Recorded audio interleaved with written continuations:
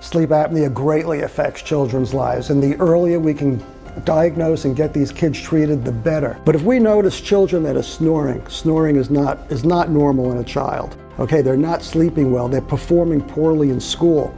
Okay, these children should really bring that to the attention of their pediatricians. Often these kids are diagnosed with having ADHD, they're put on medications, and all that is really unnecessary if we can just get them to breathe better.